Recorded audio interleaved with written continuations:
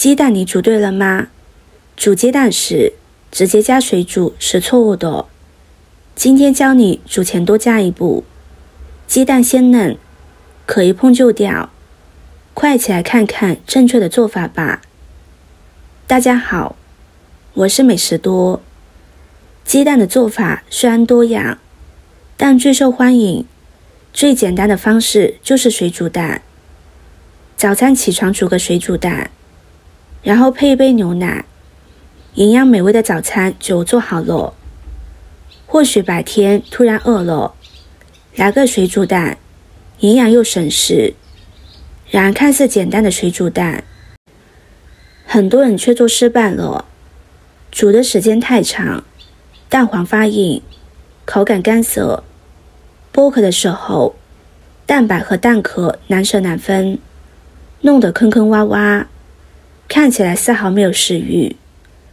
而有些人煮的鸡蛋轻轻松松剥壳，鸡蛋光溜溜的，蛋黄还嫩。今天就来教大家一招，保证煮出来的鸡蛋鲜嫩入味，剥壳轻松，一碰壳就掉，绝不会再糟蹋掉好的鸡蛋。首先根据家里人数准备适量的鸡蛋，往里边加入适量的小苏打、1小时盐，再加入多一些的清水没过鸡蛋。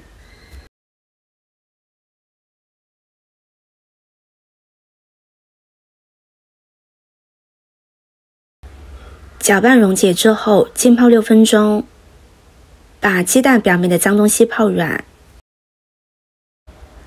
时间到了之后，再一个个的将它清洗干净。鸡蛋从生产到售卖的过程中，表面可能会沾染灰尘、杂质，甚至鸡粪等脏东西。小苏打具有较强的吸附力和去污能力，可以有效吸附并去除这些表面的污渍。食盐有消毒杀菌的作用，这样清洗可以使鸡蛋变得更加干净。如果鸡蛋不清洗干净，在煮的过程中，蛋壳上的脏东西就会有机会侵入鸡蛋，我们吃下去就很不卫生了。所以把鸡蛋清洗干净是很有必要的。接着再换水漂洗一遍，这回可以往里边加入1勺白醋。多加这一步，煮出来的鸡蛋特别好剥壳，而且营养不流失。鸡蛋壳的主要成分是碳酸钙，醋的主要成分是醋酸，两者结合会发生化学反应，使蛋壳上的碳酸钙含量逐渐变少，蛋壳就会被软化溶解，只剩下一层薄皮包裹着胀大的鸡蛋。这样可以使鸡蛋的外壳变得柔软，更容易剥取。先将它放在一旁浸泡着。下面往锅中加入多一些的清水，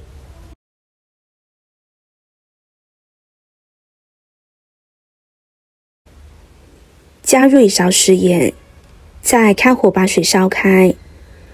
盐可以提高水的沸点，使鸡蛋在较高的温度下煮，能够更好地凝固鸡蛋内的蛋白质，减少因温度变化导致鸡蛋破裂的可能性。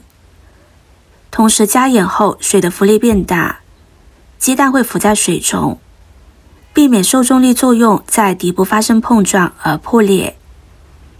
盐还会使鸡蛋壳的钙质软化，煮好后鸡蛋壳更容易剥掉。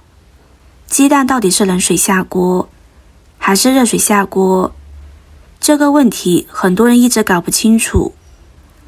冷水下锅的好处是鸡蛋不会炸开或者裂开，但是冷水下锅会延长鸡蛋煮熟的时间，通常情况下需要15分钟左右，这样鸡蛋口感就会变老。热水下锅的好处是鸡蛋会熟得比较快，但是弊端就是鸡蛋会破裂，卖相不好，还会让蛋白流失，一锅水变得浑浊，正确的水煮蛋方式是，在水温50度左右的时候下锅。如果不能直接测试温度，那么就看锅里是不是开始冒密集的小泡泡。这个温度是刚好适宜的，又能避免鸡蛋突然高温破裂，又能缩短时间，保证鸡蛋鲜嫩的口感。基本上6到8分钟即可。